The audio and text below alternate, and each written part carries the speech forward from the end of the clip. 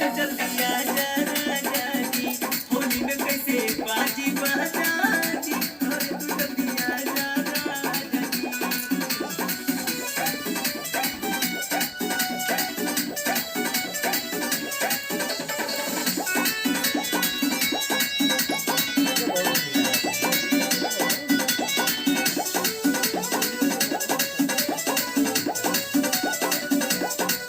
पंचम परदेसी पिया माना तू कहना, हमरा के चाही नहीं गाना लावा।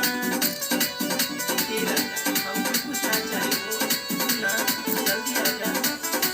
पंचम परदेसी पिया माना कहना, हमरा के चाही नहीं गाना लावा।